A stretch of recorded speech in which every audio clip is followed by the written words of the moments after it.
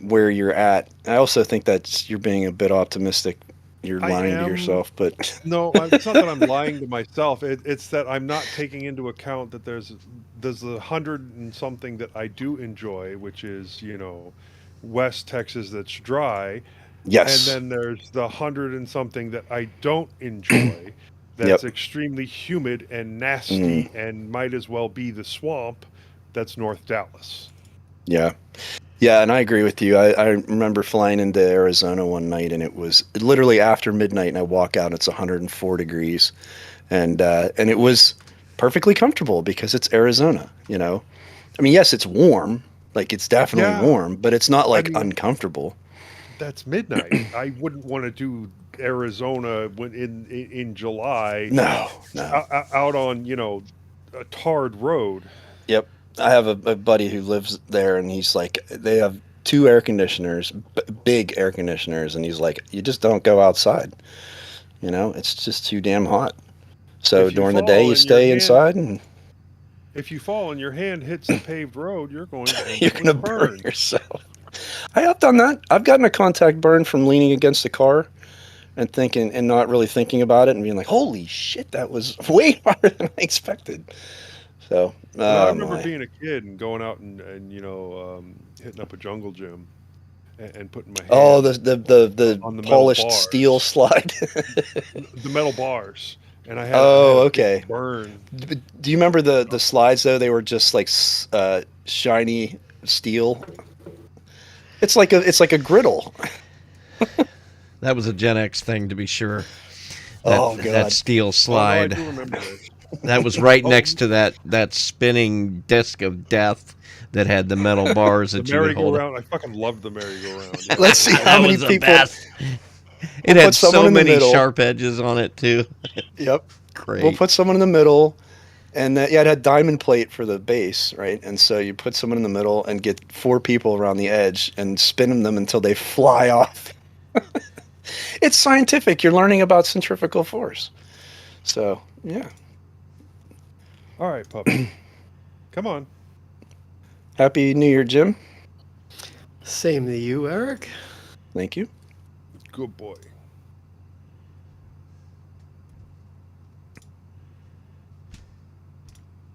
Go be a parrot, huh? Go be a parrot. No, okay.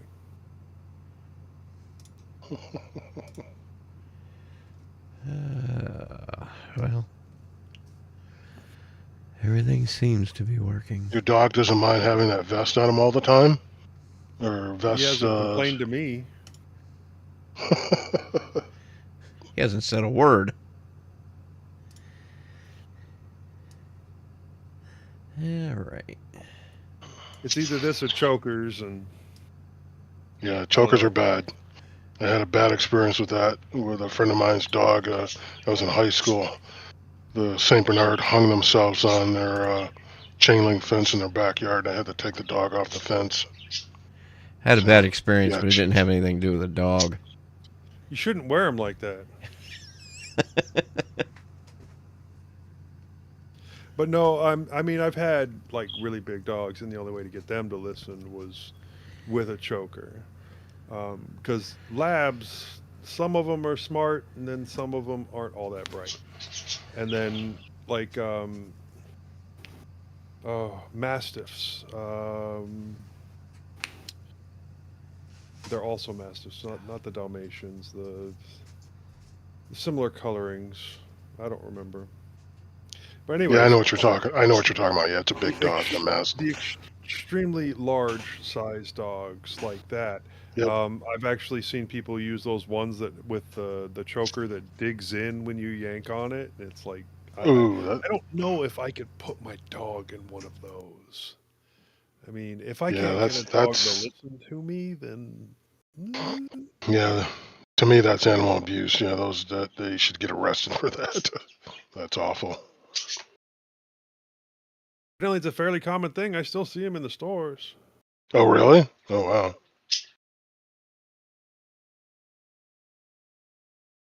I guess if the dog listens, it's not a problem. But like I said, I wouldn't put my dog in that. Yeah, And neither would I. this dog is probably one of the mellowest dogs I have ever seen. Extremely calm, always wants to listen, and I have not had a reason to put a choker on him.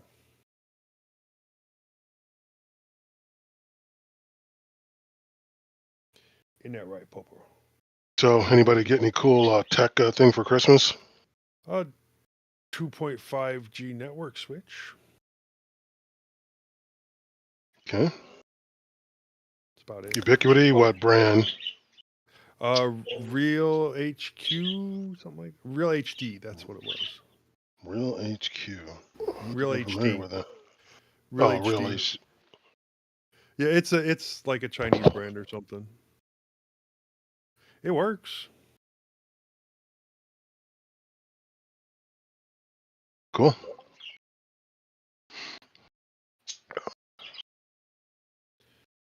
Yeah. Not me. I'm still using the same old computers. I don't have any new computers. I just got that new network switch, and then I obviously had to purchase the adapters to put 2.5 gig on everything in the garage. I So just want it this is for hardwired connections, right? Yeah. I just want it for the shares to make them faster. Local networking.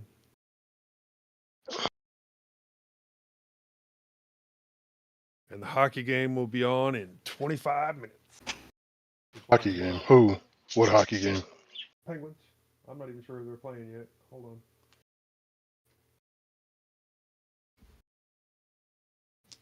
Computer, who are the Penguins playing today? So you're a big Penguins fan? Playing the Calgary Flames today at 2:30 p.m. Yep, there you go, Calgary.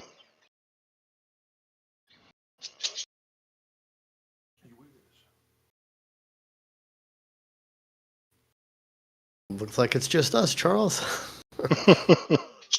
Oh, there he is. So you're a big Penguins fan? Yeah. Mostly because my wife is a big Penguins fan, so I've been watching them with her for 23 years now. Yeah, a friend of mine, he grew up there, and he was here in the state of Washington, but he just moved back to North Carolina about a year ago, and he used to fly back once or twice a year to see Pittsburgh Steelers football game, and if the Penguins were out on the West Coast, he'd go to see one or two games somewhere on the West Coast to see them.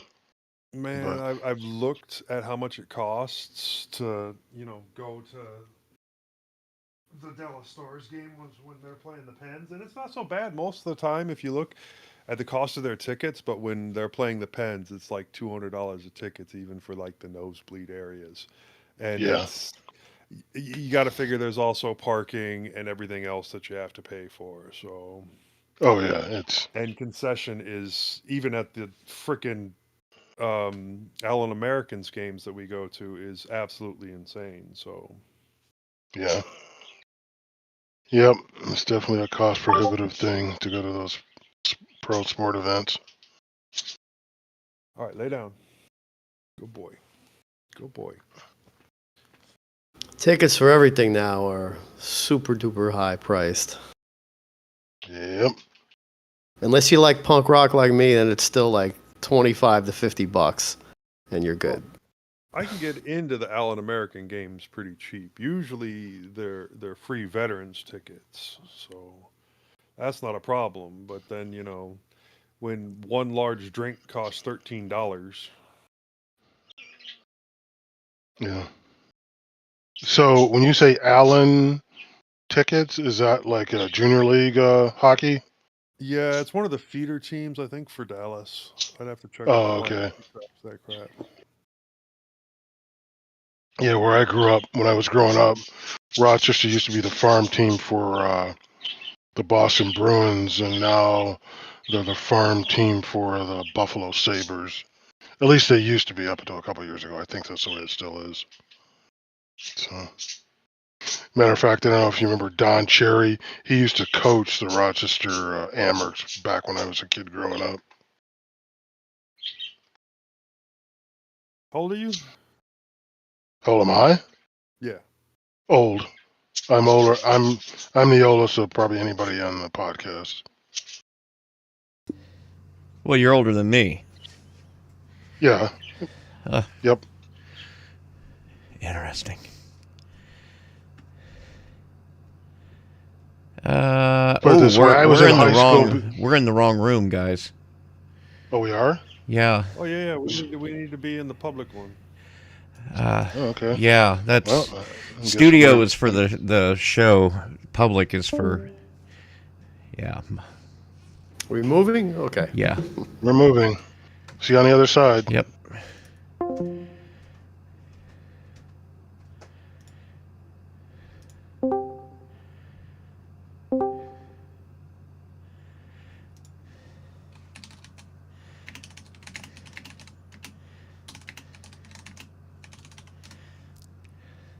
Joe, do you do that design with your beard, or does your wife do it, or your daughter? It's pretty styled. This is pretty simple. What it is the long bands that I have here. I Uh, just put them in such a way that they come down really far, and then I Okay. leave it sit for a few hours. Or right after my shower, I put it in like that, and then let it sit overnight, and then I just push it down, and I get these lovely waves. I was gonna say, yeah, it's got the wave going there. It's quite styling. Yeah, and then a lot of times, my wife likes to braid it, so it'll end up braided. That'll also give me those waves when I take it out. And who am I to complain if my wife wants to put her hands on me? Yep, that's what Sinead O'Connor and MC Light sing about. Hands, put them on me. Different context of putting hands on people, but never mind. Hey, where things start is not where they always end, so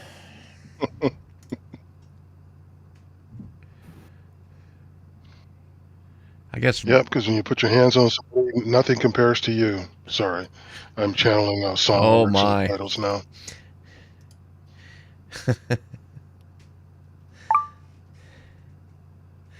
Oh, somebody like Eric jumped ship to this room. I don't know if he's Well, still back in he'll figure it out when he comes back to the camera and sees that no one's there. or maybe he thinks Discord crashed or something. well, I mean, if he So, looks Bill- at it, he'll Back see. here. Yeah. So, Bill, have you gotten stranded in any godforsaken locations lately? No, I had a nice, smooth week. Nice. And yeah, more of that, please. Well, I mean, the truck is basically brand new now. It's had everything. Oh, there's Eric. I was just getting ready to say something to you, Eric. It's had everything replaced on it, so I should be good for about another week or two. But I did end up going back up to New York, so it was, in the It's back. been pretty cold. It's been pretty cold and snowy up there. Yeah, well, last they week got a lot wasn't of bad, but it has. I hear they got a lot of that nope up there. Yeah, they got a lot of that. No, especially up around Syracuse and whatnot. They've got a lake up there that's sitting on its side, and it just makes all kinds of lake effect snow.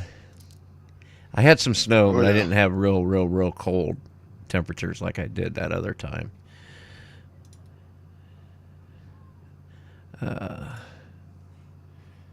Yeah, I guess somebody was wanting to get into the room, but they couldn't.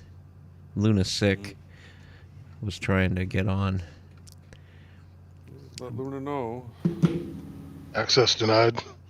Yeah, because the studio room only allows people that are in the hosts group to use Got it. that. So Roundtable is supposed to be for anyone who wants to join in.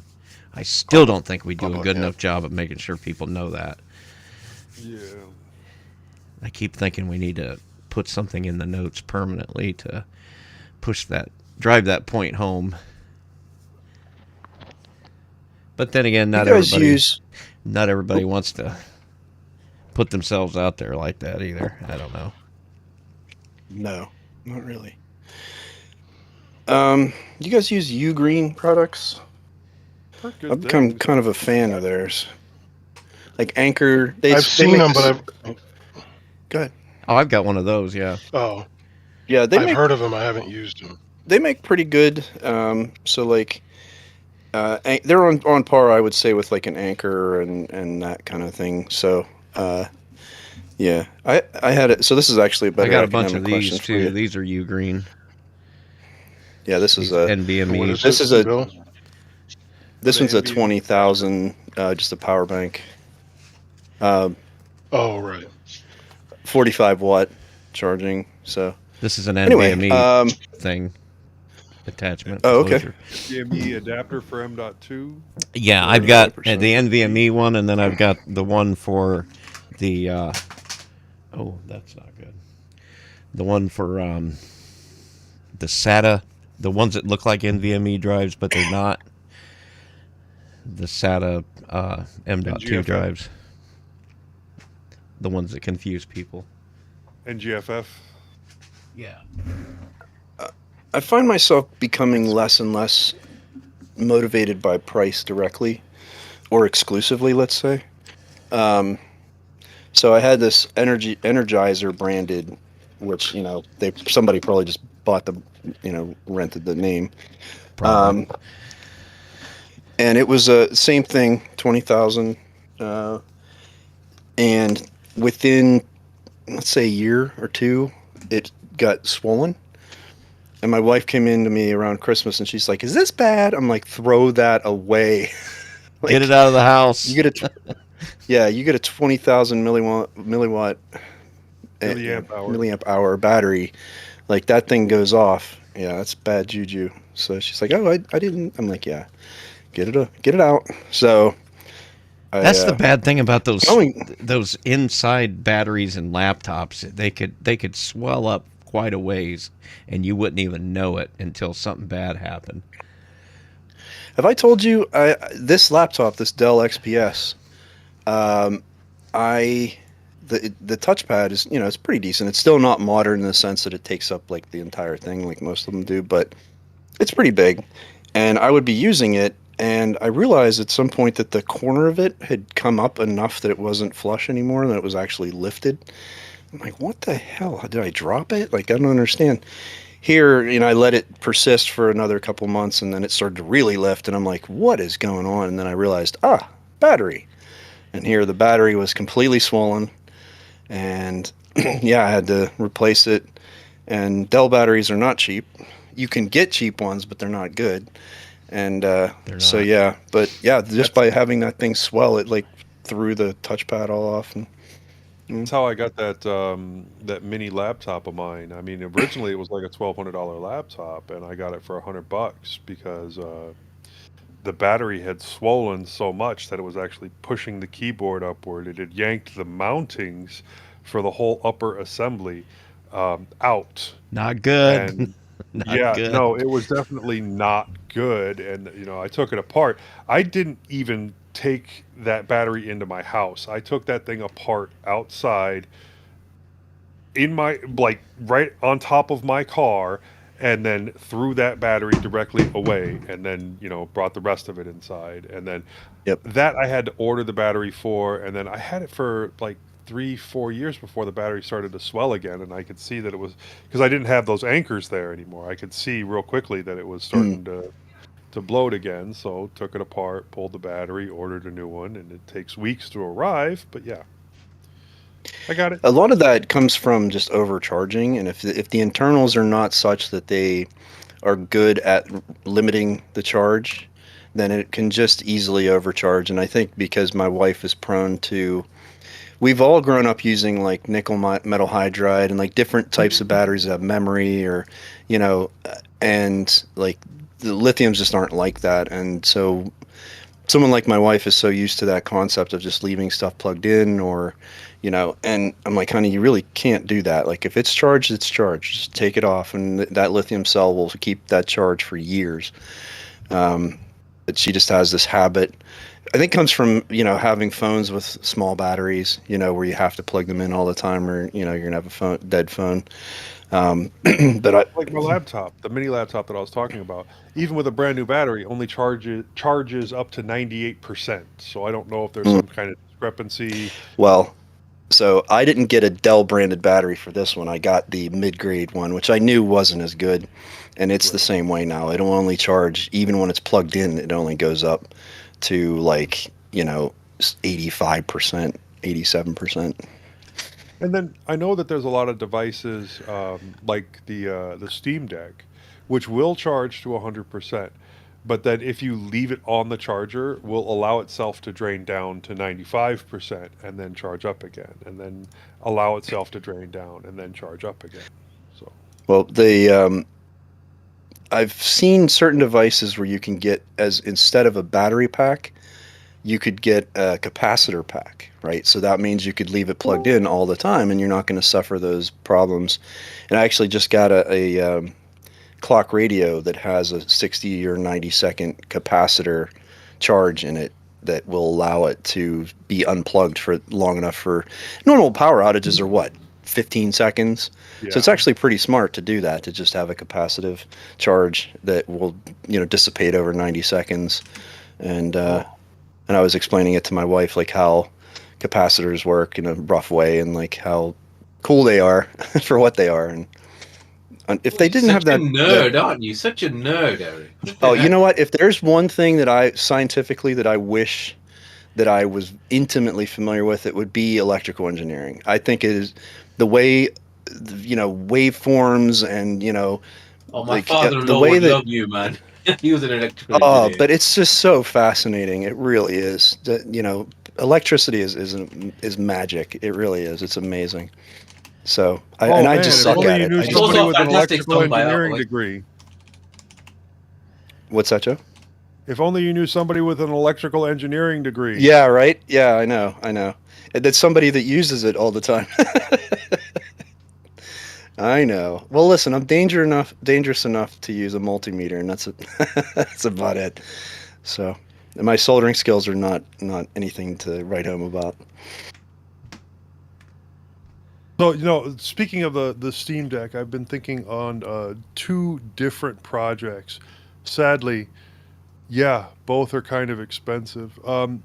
I saw somebody make a Steam box, essentially. They took a very, very damaged Steam Deck and then like peeled everything off of it except for the main board and the USBs essentially, and just turned it into a console and left it there. And my Steam Deck has just been sitting there now for a while. I'd love to be able to move it and do other things with it. So that Well, I seems mean, like a yeah, really I mean, you do interesting get project. lots of people who You must be on your like set webcam, up. Majid, or something. Is it okay?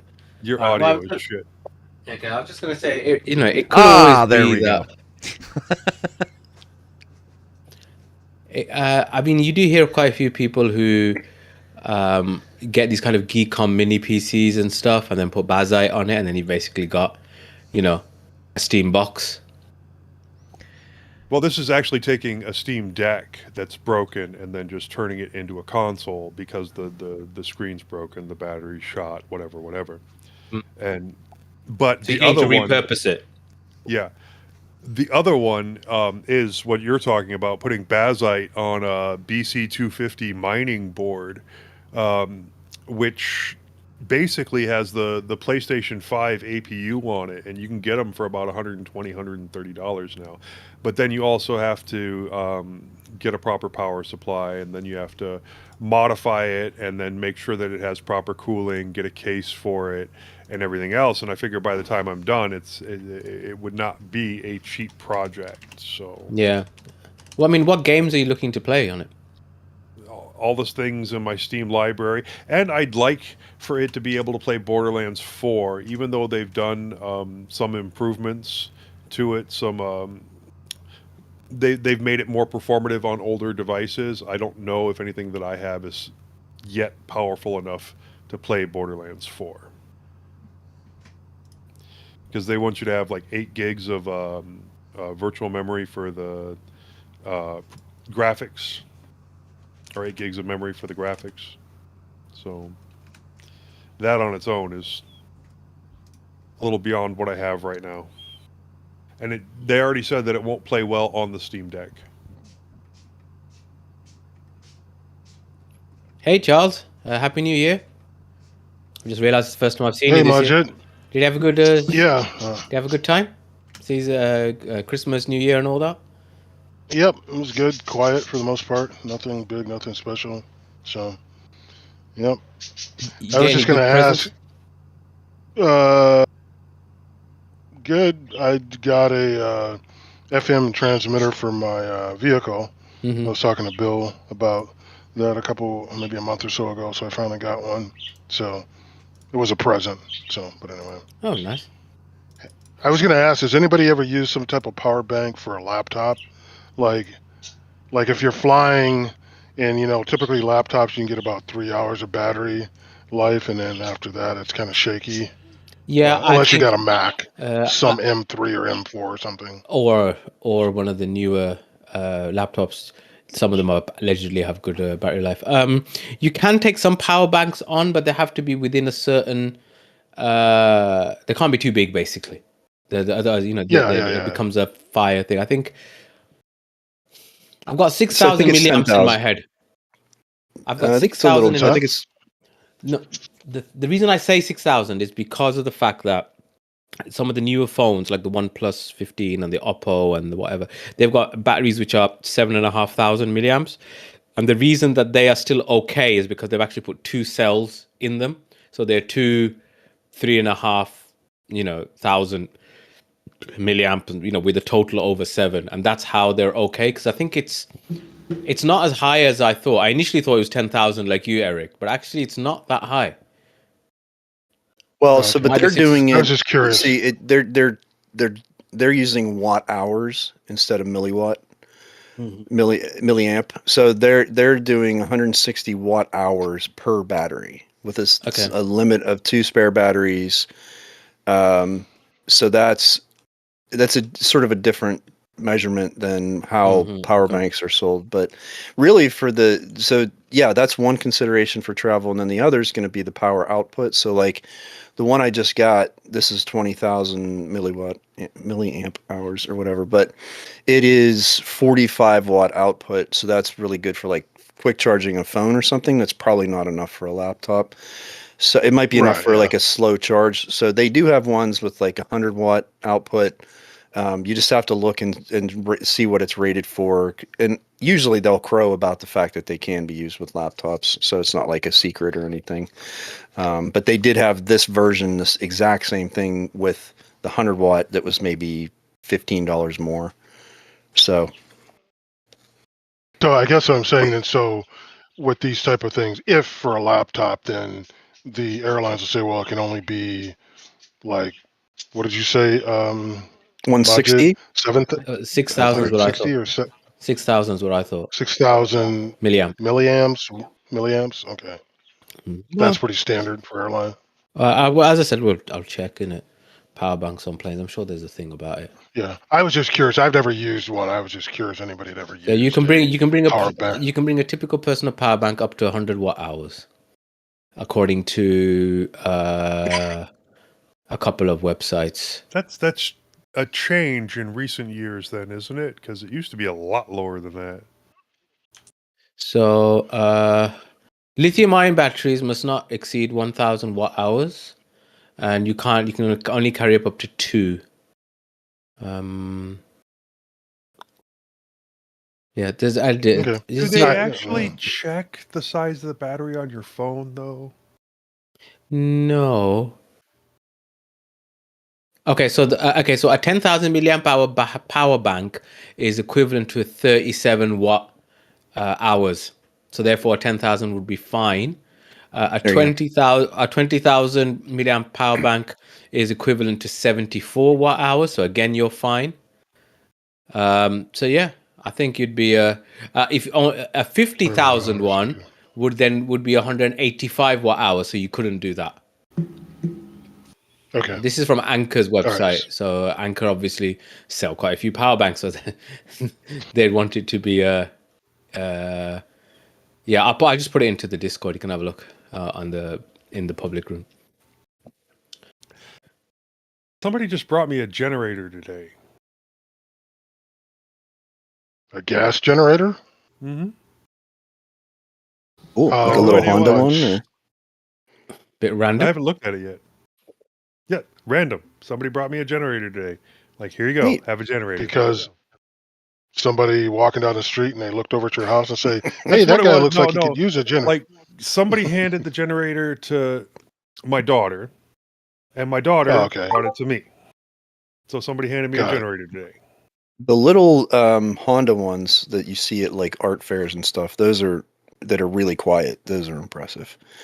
But they fail a lot because people don't maintain them. It's like it is a combustion engine. You do need to like change the oil, and there's an Yep. air filter, and it's got a carburetor. Like it's a machine. It needs to be maintained. Maintenance. Yeah.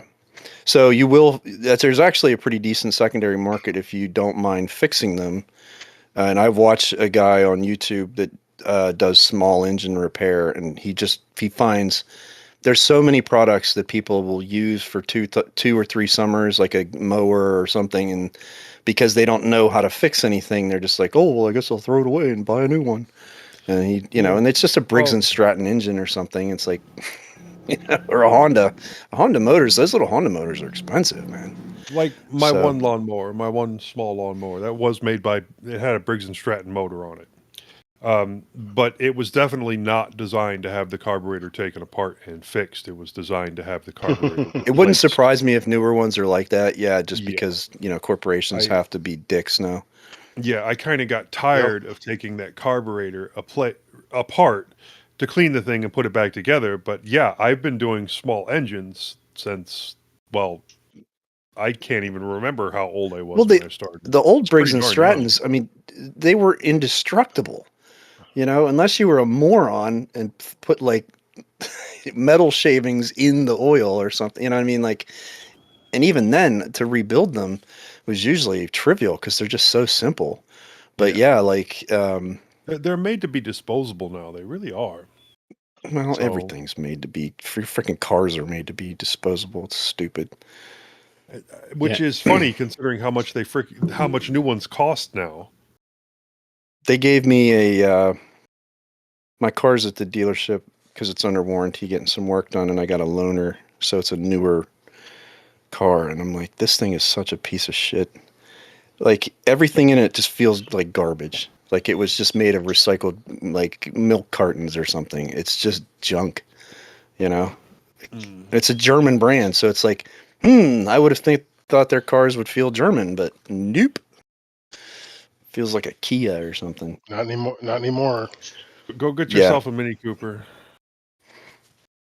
Well, and that's why I have a 2020, which is the last year. That was the cutoff of when they started where they were still making cars that were not completely garbage. And so, like, I'd actually had the dealership say, "Oh, while your car's here, we can give you an evaluation and tell you, how you can get into something newer." And I just flat out, I mean, of course they're going to do that. Really want your used car. Yeah, they But- were doing that hard in 2020. yeah, two things. They want the car and one, and then want me on a payment plan. But I just said, none of your new brands or new models do anything for me. I said, none of the cars are even remotely interesting to me. And so, and I see all these apologist like reviews of the new GTIs they don't have a shifter, they don't have an e-brake, they don't have, tactile controls anymore. It's just like it's basically like I don't know what it is, but it's not a Golf GTI, that's for sure. And How can you have a car without an e-brake? I mean, that's like, it has it, but safety it's 101. electric. It's a Oh. switch. You know what I mean? It's a little. Pretty It's a pull up on. The whole point of a hot hatch is it has the damn e-brake handle Exactly. the fun handle. Yeah, Oh, has that's anybody? what she said. That reminds me. Has anybody been keeping an eye on CES because they had like a fully automated car there, and it wasn't from Tesla. I mean, But, I've been following. I have been following it, but I didn't say I've been looking at the car stuff. I was looking about the laptop stuff. Yeah. Well, they had. I was just watching highlight videos from it. So the person goes around and they show you all the things that they found interesting. And somebody showed this car that can switch between like stage 3 and stage 4 automated driving. So the steering wheel, does that whole movie thing that you're used to seeing, where it folds up and goes in when it goes into the stage 4 and does all the automated driving yourself, so that the screen then slides over so that you can play PlayStation on it or something if you wanted to. So yeah, A it, fully it was autonomous car. interesting, but What could possibly go wrong? I'm not You know sure what? if I'll ever be able to afford something like that. And then they also had like personal uh, planes, I guess. I mean, they're so small. I wonder I'm ready what's for a already been BYD. going wrong. How I about you mean, the guys? automated taxi cabs in California, didn't they already hit some people, fail to pull over, crazy crap like that? Yeah, Drive they into the Go will ahead, run drive into over. middle of Eric. Oh It looked yeah, like no, you were they. about to say something. Oh no, I was just gonna say, yeah. I mean, they keep trying to get them. I think the best Well, we can hope for in the immediate future is something that is very tightly integrated with one part of a city, right? Where it's like but this no, 12 block like I said, it area. wasn't Tesla doing it though, which kind of surprised me. So No, it's I'd have to the cab look up company. who it was. Shit, yeah, I can't remember, but Uber. it's no, it's not Uber. It's a startup. It's a different, and they're making cars specifically as taxis. I can't remember what it is right now, but yeah, I you're think talking about that Waymo or something? yeah, that might be it. But yeah, that's how I You know, see that. it's Good. yeah, no, sorry, go ahead. I interrupted. No, Finish your no, thought. you're good. I'm used to it. I'm married. Oh, speaking of Waymo, 2 weeks ago when I was up here in Seattle, 3 weeks. Anyway, we're going down the road, and this Waymo car pulls up, and it's got this big, huge dome sensor on it, and you can see the sensors in each corner of the car, and then it's got these other sensors, but a guy was driving it or sitting in the seat. And I turned to my girlfriend, I says, Nellie, Nellie, no, I would never get in a self-driving taxi or a car. But again, I'm more paranoid, and but yeah, I hadn't seen one on the road before, so it was kind of interesting seeing one. So Yeah, I don't know what the point is. Like in it, unless it were cheaper or more convenient, or like there would have to be a real incentive for me to not want a genuine human being driving me around. Um, I don't know like why I anybody get would want that. well, it again, if you're in a city center. And like I'm watching a lot of British TV and like, hey, guess what? They have effective public transportation. You can get on a bus or you can get on the metro or you can get on a train and like you don't have to drive if you don't want to because they have enough saturation of decent, clean, efficient public transit that, and it's not perfect. Like of course there's going to be some concessions like in having a car is always going to be like a more, direct means of transportation, but for us here, still the situation exists that I don't think in any small town there's ever going to be in our lifetimes certainly, and maybe our children's lifetimes, a car. Because keep in mind, we're still the civilization that thought we'd have flying cars by now, right? Every sci-fi movie from 20 years ago or 30 years ago thought that They by had a now flying car that certainly made we'd it to the have Green like Trail this all year. this advanced technology that hasn't even come close to fruition. So we have to stop pretending like these things are going to happen just because we have better computers now. Like the reason they don't happen is because there are a lot of like logistical real world constraints on like what you can do and what you can't and like what you can expect and automated. Like yes, okay, we've mapped the genome, we have generalized sort of AI in sort of a way, and like if you want to call it that, but like we're so far off of like something that's intelligent. It's unless there's some skunkwork stuff that we're not privy to, which I'm sure there's something that's more advanced than what we know about, but nothing like a car that can make the same decisions as a young driver who's barely trained, you know what I mean? Like because they just don't have the sensory input. You know, they just don't have the logical reasoning of like, how do I handle this? It's an aberrant situation. I haven't seen this before. It's not programmed into what to do. What do I do? You either stop and you make yourself a nuisance, which is the safe thing to do, or you just keep driving and hope for the best and like kill people. Like it's, and as soon as you put something in a car because you're an asshole and you name it autopilot, even though it's not autopilot, people are like, oh, I can just stop driving now. You know, like it's just the whole situation is far fetched. And unless it's like, again, here's 10 blocks that we have mapped out to the nth degree with lasers, and like we know every inch of this space and can feel confident that we put a car in that spot and give it the computing power of like a moon lander, like then it can do this. But that's really the only way I see this happening, you know? They were talking about the absolute insane amount of CUDA cores that this car had. Evidently, it was basically a supercomputer on wheels because of the 100+ sensors and all of the points of data that it had to manage in real time. So Yeah. it was an Yeah, interesting which is piece of why tech. when we think of like this sort of overlaying technology with the capacity of the human mind to make quick decisions, like they're just not even close yet, you know, and maybe they won't ever be. And technology is actually something different and it does things in a different way. But, you know, we build infrastructure in a very sloppy, haphazard way, yet we expect precision. That we're going to be able to overlay some sort of precision on that. And I think that unless we build either specific things for that, you know, like a bike lane or bus lane, but a autonomous vehicle lane or something that can be reasonably assumed to be clear. I don't know. I just, it's the same fallacy as like electrifying the car fleet in the next 5 years, which is just the stupidest thing you could imagine. But people Did you believe it hear? somehow. Did you hear when I said that they're actually releasing a flying car as well? And that they've already sold a whole bunch of them to rich folk. Yeah, Yep. yeah. And what could possibly go wrong, right? Exactly. Yeah. Well, You know, listen, people have enough let trouble me, with 2 dimensions, let alone 3. it would it be a nightmare? Flying cars sound like the jeez. stupidest idea.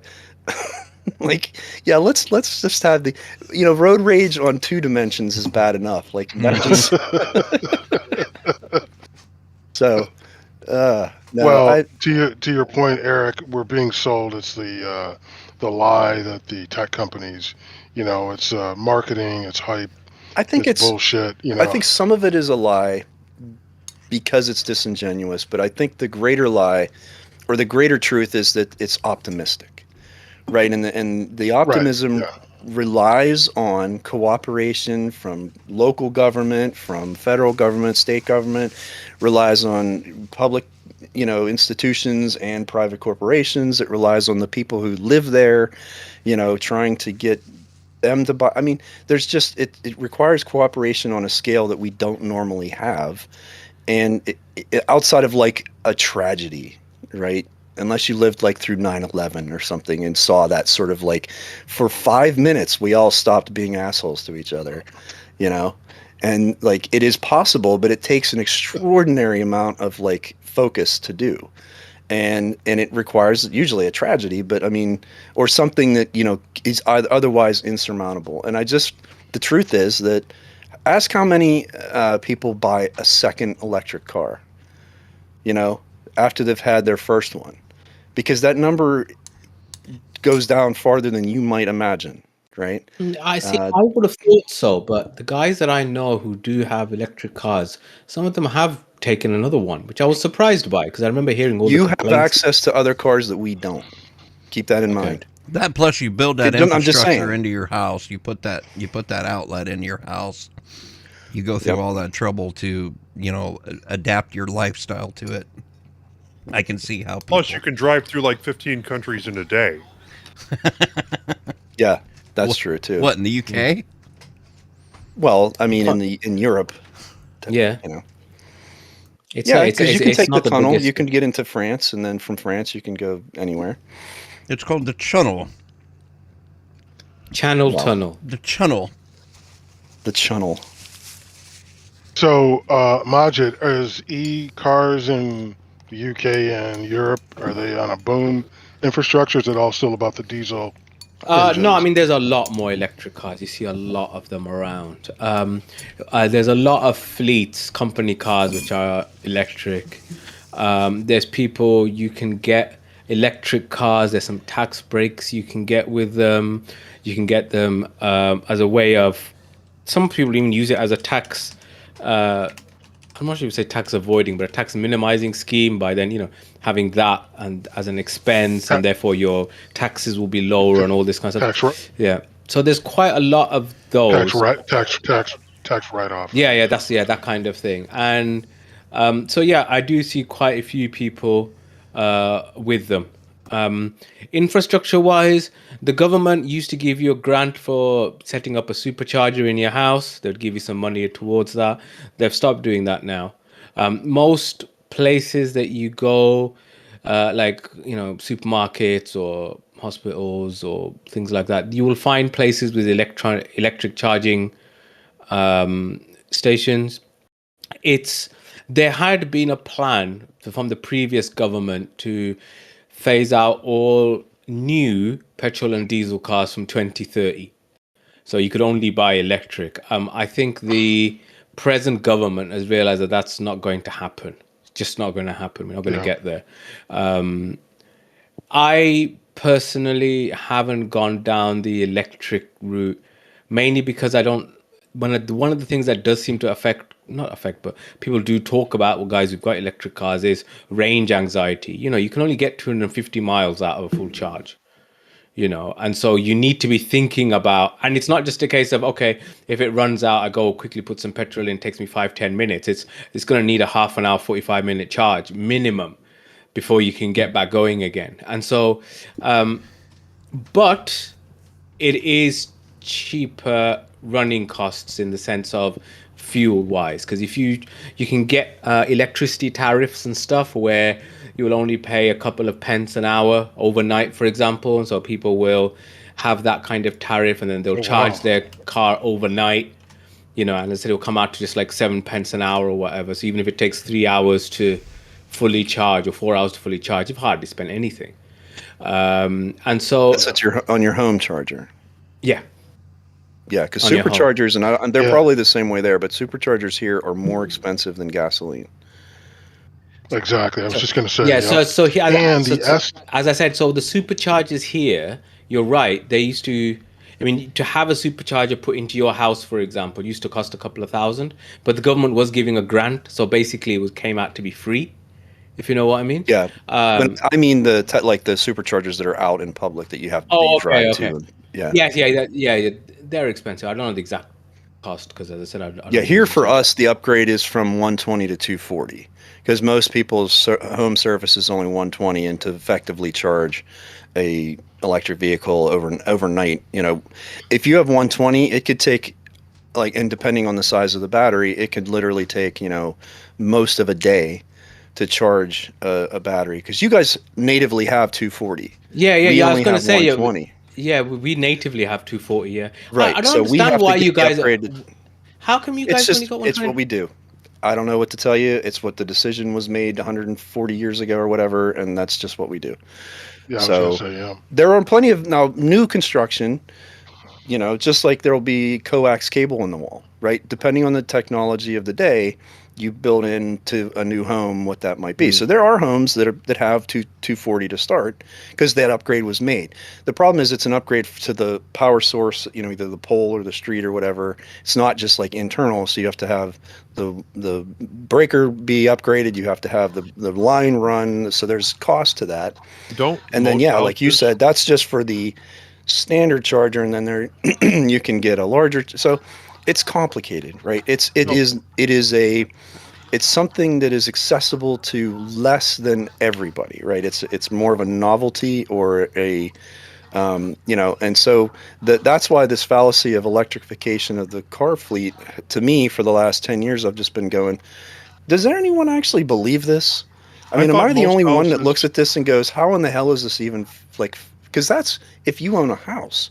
most people don't own a house. They live in a city. They live in an apartment building. What do you do then or you're in a suburb where you're in, multi-family dwelling and you don't have access to the building is not yours that you live in. Like you can't make these choices. And so, okay, now what? What do I do with this? I have to charge it somewhere.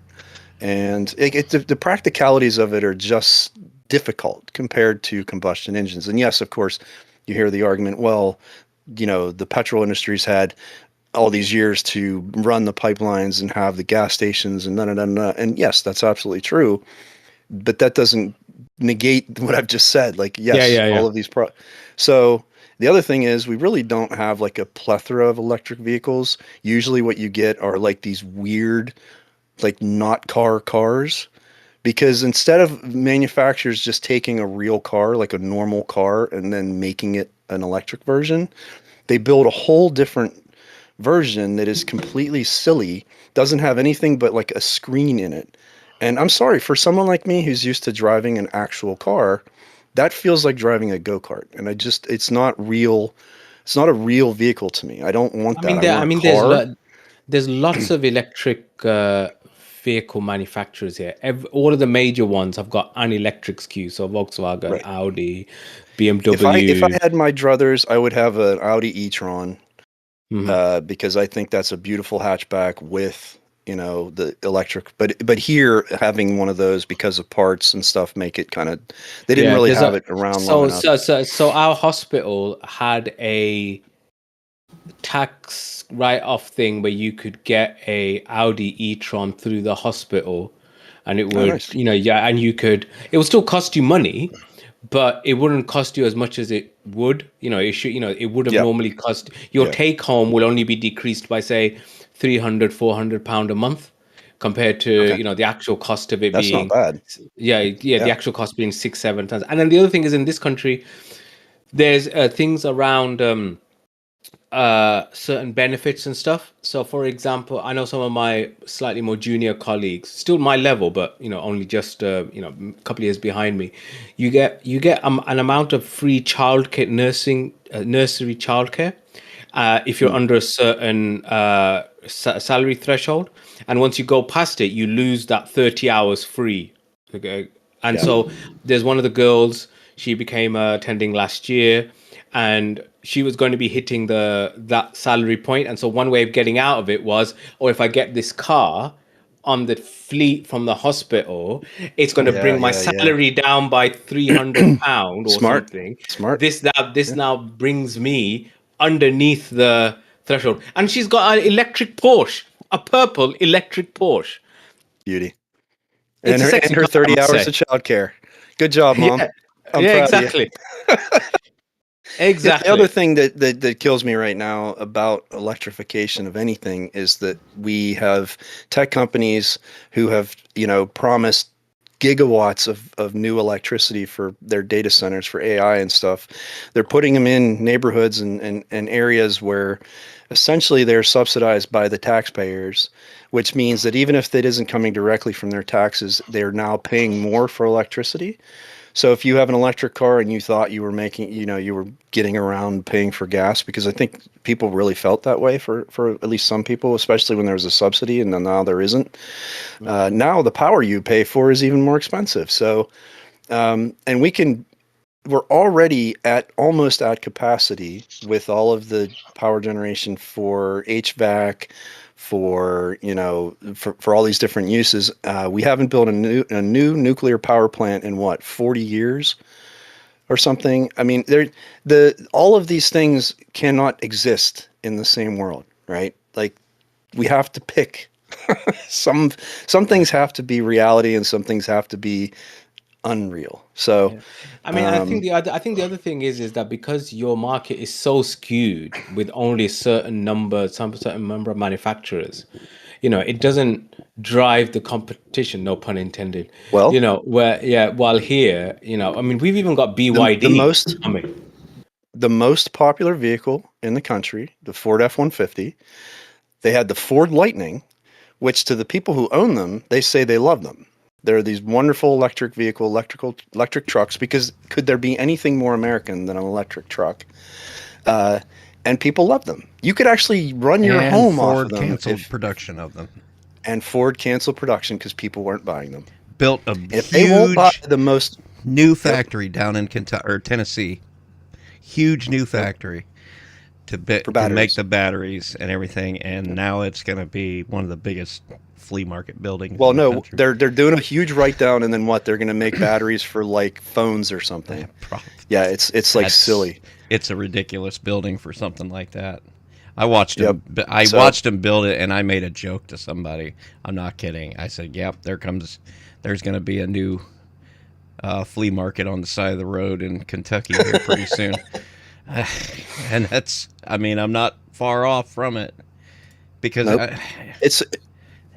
Here's the problem. One of the problems really is, again, the not having a mandate that can withstand the change of well, I hate to say regime, but it feels like that right now, of political elections, right? So like you have these 4-year cycles, and if they just keep swinging and the priorities change, then most of this stuff takes 10 years, 15, 20, you're talking long runways to get stuff off the ground. And if you don't have the sustained political will, and it's just a product that people in the median income range typically cannot afford, or if they could afford, they wouldn't, because it's not even close to the most economical option to them.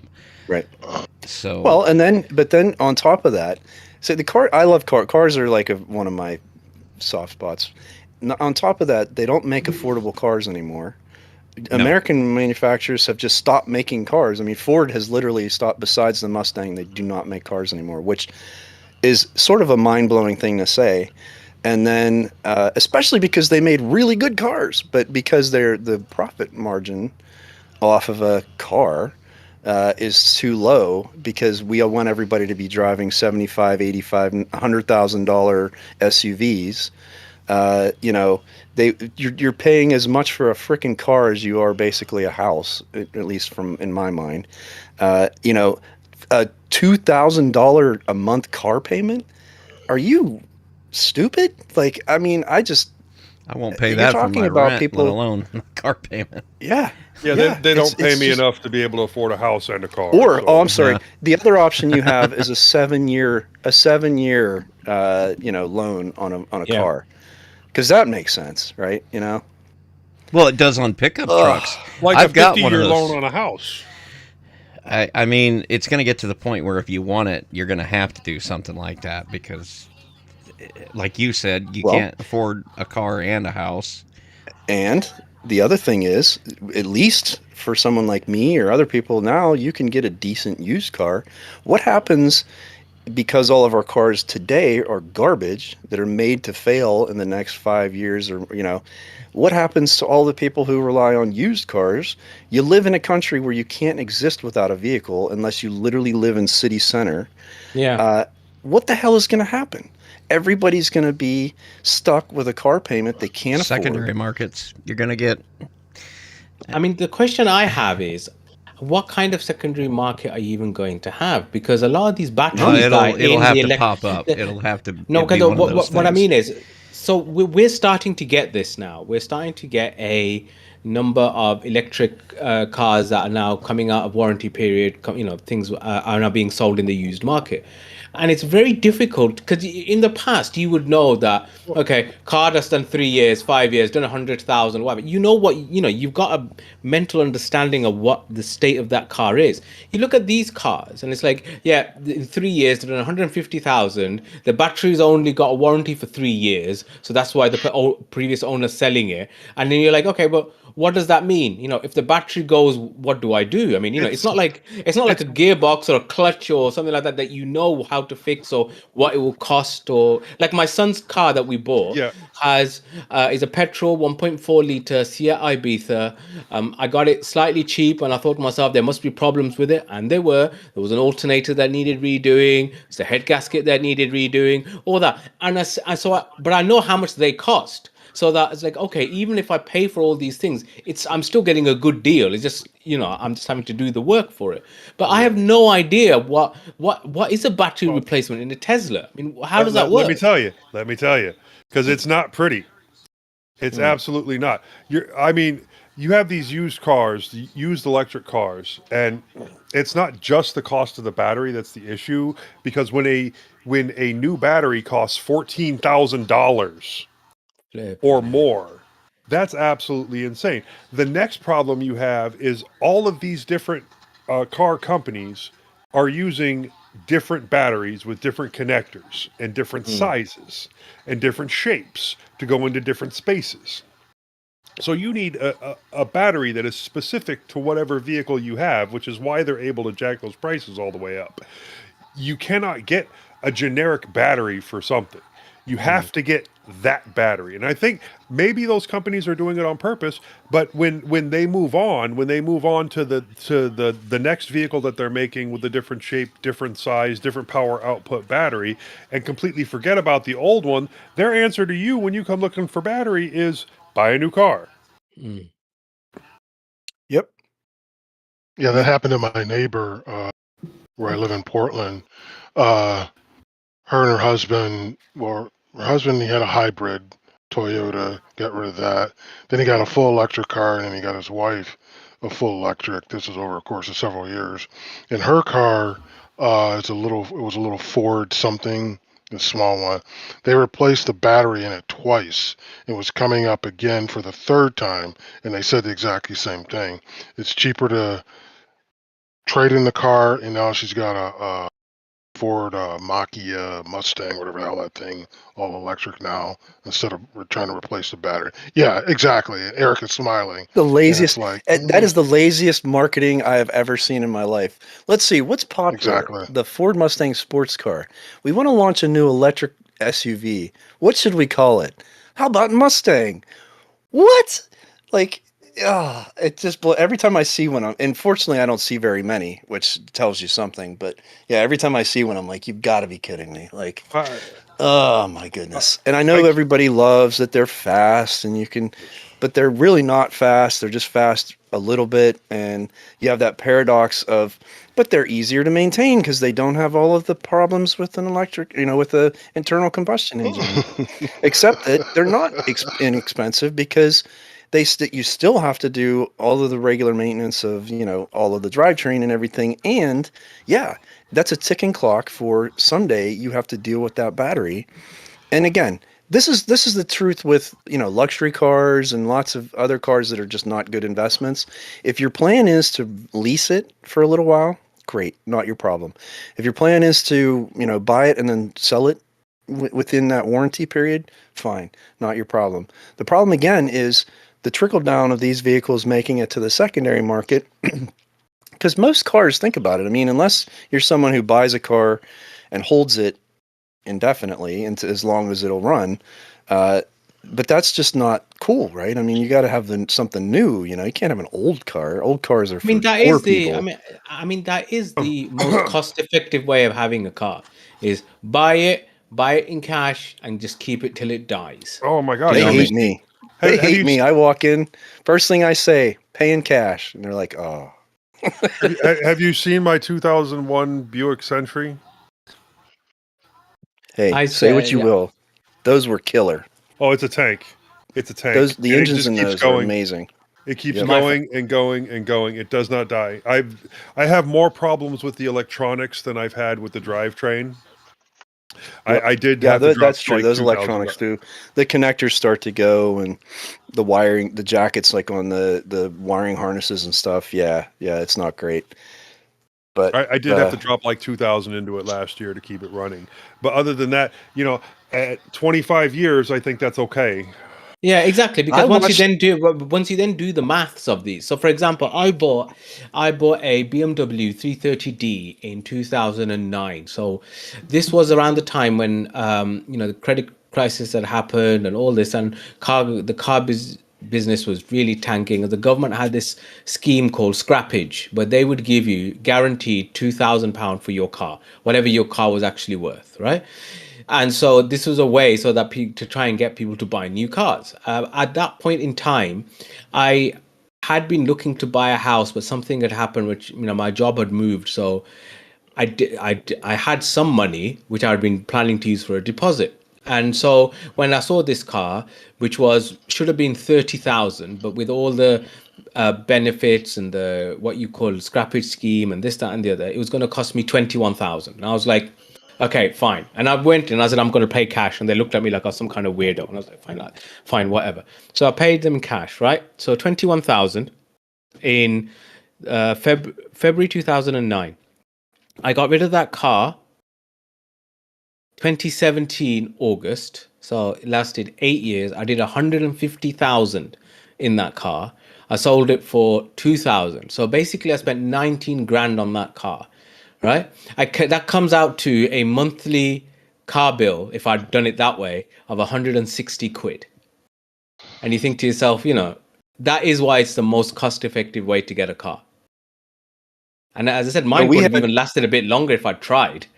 Well, I'm hoping We had a I'm hoping that our cousins across the pond will put together some kind of law in the same way they did with cell phones when it came to connectors, that the batteries in these electric vehicles need to be standardized connectors, standardized size, standardized output, and then I do see a future for an electric car market, because you should be much more cheaply and reliably able to replace said batteries. And I know the law isn't coming from here. That sounds frightfully Marxist. I'm sorry, I'm not sure I can get on board with that. I was going to say, Joe, you're being way too rational and practical and consumer friendly versus consumer rape and rip them off. Come on, man, what's wrong with you? I'm being anti-big business friendly. No, yeah, you're being anti-American. We had a program here called Cash for Clunkers. It was in 2009, and it was only for a short amount of time. But the effect of it is still felt today, because they destroyed 700,000 working vehicles, and some of them, I would say that the majority of them were perfectly fine vehicles. It was just because they were offering this incentive for people to spend money that they don't have on things they don't need. But they ended up spending $24,000 for each vehicle sold, which cost the total cost exceeding benefit by 1.4 billion. So they overspent by 1.4 billion. This was all bullshit from the auto manufacturers lobbying Congress to we can't, the CAFE standards and all these old cars are no good for the environment. And it's like, you give a shit about the environment, please. So the true effect of this is it made good used cars, scarce very quickly. So the cars that were left were very expensive. And so basically it was a failure in every sense of the word, and left us with this whole swath of these 80s and 90s vehicles, beautiful cars that are irreplaceable, gone, destroyed, all of them crushed, all of them recycled, well, hopefully recycled at least. But yeah, and that's why there are certain types of cars that you just can't find, because there's Jesus, they sold millions of them. Where are they? Or not millions, but you know what I'm saying. Did they make a good car in the 90s? Some of them. Honda Accord was a damn good car, man. Not an American car. That's a reliable car. The Honda Accord is a reliable car. Yeah, I said a good car. I used to like driving it. My dad used to have one. You could drive it with one finger. Do you know what I mean? That's how light the steering wheel was. Yeah, I loved it. Yeah, not good for steering feel, but no, it's just that was an example of it was sold as, again, all of the virtuous things of people need better vehicles and cars should have better mileage and be the safety standards. There were so many ways you could attack this that made it look positive, but the outcome was, as expected by anyone who actually knew what was happening, it was really just so they would sell more cars. And it didn't have the long-term effect that they hoped it would. And anyway, so, but the way I look at it is I look back on the cars that would have existed, that did exist, that got destroyed simply for this bogus bait and switch scheme that got pushed through. But yeah, and I have bought one new vehicle in my entire life, and I will never buy another one, simply because the depreciation isn't worth it. You know, I mean, no product, nobody buys anything. I know a car is not an asset. I mean, it can be if it's a specific type and, you know, old enough and whatever. But, you know, In here in reality, the it United isn't. States, and again, we live in a society, in a country where you have to have a car. If you want to have any kind of upward mobility, if you want to have, you know, financial security, if you want to have Look, freedom of movement, of if you want to travel, of be anything you want to do, it all revolves around the car. That's what if this you whole want to be country was built on. an assistant And if you manager can't at get a any reliable, business, you what's need up? a car. If you want to be an Yeah. assistant manager at any business, Yep. you need a car because you're You want expected to work at to be able Taco to take Bell, the you need a deposit freaking in. car, you know? It is an imperative that you have a car here because there is no transportation unless someone's driving you. There is no such thing as public transportation. I mean, yes, there are buses, but even in this country, which is relatively small and does some of the cities do have, you know, metros and stuff like that. You apply for a job. It's often in the person specification. Driving license has own car because they're going to get you to, you know, do some marketing work or yeah, whatever it might be. You know, and that's before you even get. So, for example, okay, I live about half an hour from my hospital, right?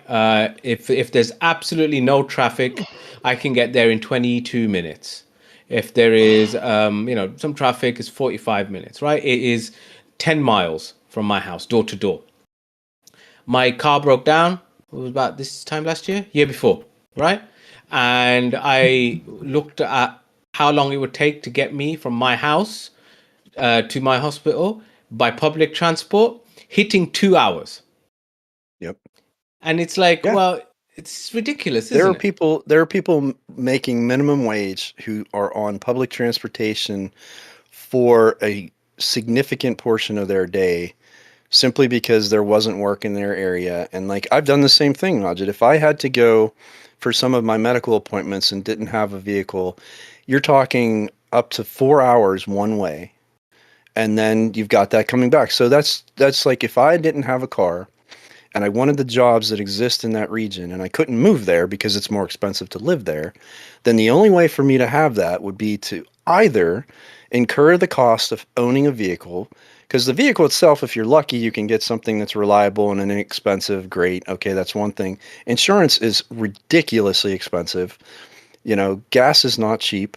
It's cheaper here than it is in a lot of places in the world, but it's still not cheap. And, you know, and then you've got all of the things to deal with on that vehicle. And then, or the alternative is what? Spend my life sitting on a bus, you know, 8 hours of my day to work Yeah. another eight. It's crazy. You know, what am I going to do? Like Yeah. never I mean, sleep, never eat? I mean, you know, I'm grateful that I am of a salary that on that day I said I'm not spending 2 hours in a bus, and I took a taxi because I can afford to do that, right? Right. Because, you know, God has given me that. But yeah, most people can't. Most people can't take taxis to work every single bloody day. It's ridiculous. Nope. So here, as you might have seen on some of the Look. photos, we're snowed under at the minute. My wife had to go for her All 3 inches of some snow he snowed under. yeah Hey, in a place Russ, where they don't have road equipment, that is like Yeah. snowmageddon. So yeah. It was 6 inches actually, but anyway, that's what she said as well. Anyway, and so anyway, she had to go to a work appointment, which was at the other side of Birmingham, which was about what 20 miles, something like that. And my wife was like, "I'm not driving. It's too snowy. I'm not going." Okay, fine. All right, then what are you going to do? I'm going to take a taxi. Excuse me, what? Yeah, I'm going to take a taxi. And I'm like, okay, well, see, this is what happens when you're married to a rich man, innit? You just throw money around anywhere, you know. But you see, yeah, but I did think to myself, okay, if you didn't want to drive because of the weather and you wanted to take public transport, it would have taken her at least 2.5 hours easily to Yeah. get where she needed to get to. The Yeah. closest Which, thing we have listen, to a taxi around here is Uber. Yeah. yeah, because Uber destroyed all the taxi services. Yeah. Yep. And how did they do it? With VC capital, money they didn't actually need or do much to secure. They ran at a loss until they ran the cab companies out of business. Although I do see Yellow Cab now has private drivers using their own car. So they must be doing something like an Uber ripoff or something. Yeah, I mean, a lot of the taxis did firms here did kind of become like Uber Light, if you know what I mean. So Yeah. that kind of model. I used to know a doctor Yep. actually who would run an Uber taxi on a weekend because he actually made more money from that than doctoring. It used to be, yeah, when it first started, that's all part of that enshittification thing where gig work used to be worth doing because you could make a decent little chunk of change. And if you like driving around anyway and talking to people, like that was actually a fun thing for some people. But yeah, now there's just so much competition for the same amount of work. And, it just because it's now seen as a viable way to like a career in a way. It's not like it used to be. So Anyway, gentlemen and Joe, I'll catch you guys later. I'll see you guys all next week, hopefully. yeah. I'm late here, you. so I'll catch you guys later. Yeah, nice chatting to you. Nice Okay, seeing you, Magic. Eric. Bye bye. Take Nice care. to see you We're all guys. just surrounded by blondes.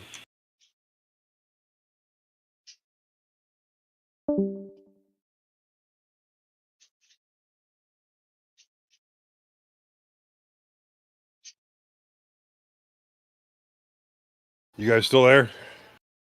Still For the here? moment. So, Joe, you said you were seeing some highlights of CES. I've forgotten it was even on till the other day. I was listening to a podcast and they were talking about it. So, did you see anything? What's the latest screw the consumer pipe dream thing that they're trying to push?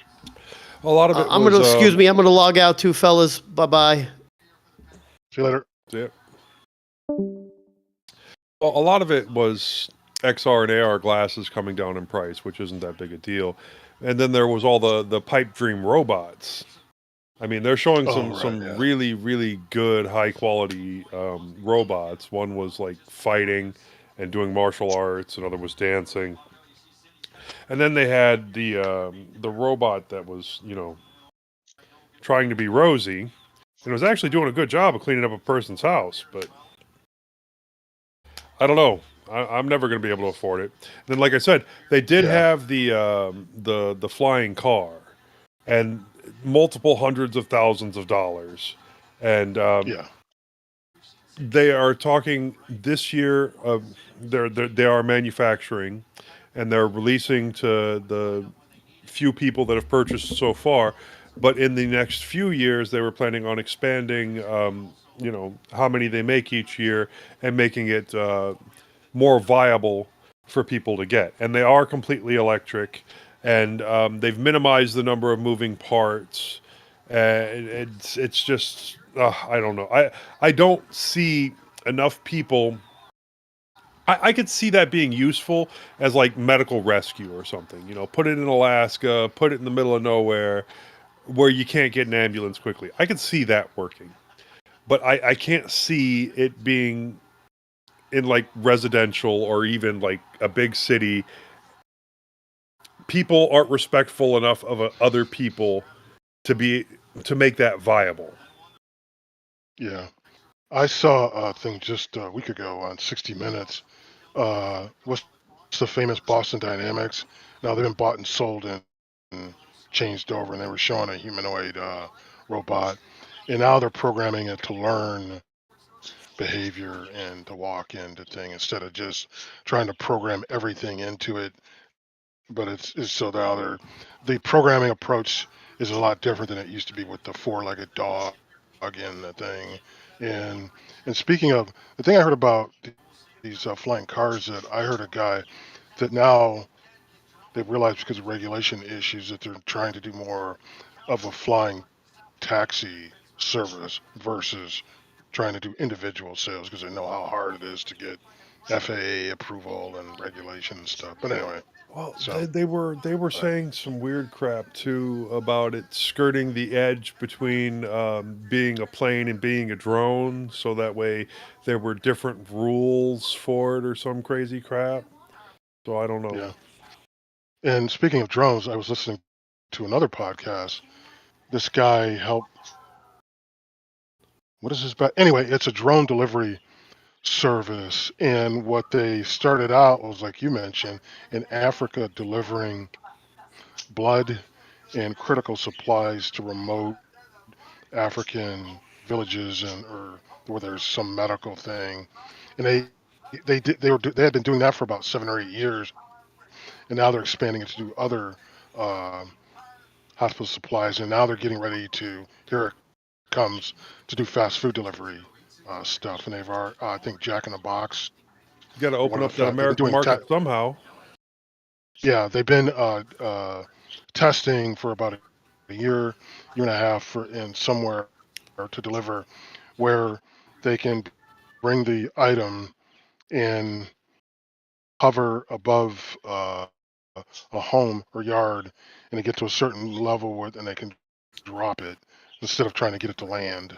And the other thing that they've had to adjust is that since the food or whatever item can get delivered so fast, it's really hot, and then people have burnt their lips of some of the things because it's not like DoorDash where it gets there and it's lukewarm. The stuff, some of the items, food items, have been piping hot, and people actually gotten burned a little bit. So they had to warn people that this is really hot. Let it sit for a few minutes before you start to eat it. So, but anyway, that's kind of interesting. People should know to test their food before they shove it all the way in their mouth. Yeah, novel concept, huh? But anyway, well, looks like Bill bailed. Well, Bill's running the stream, There's- so he's planning on being back. But I am gonna probably get going, and he can just put Yeah, I'm some gonna empty drop off too. air I was out just gonna there. say. All right, I'll talk. Have fun with your new generator. All right, thank you. Bye. Talk to you later. Bye.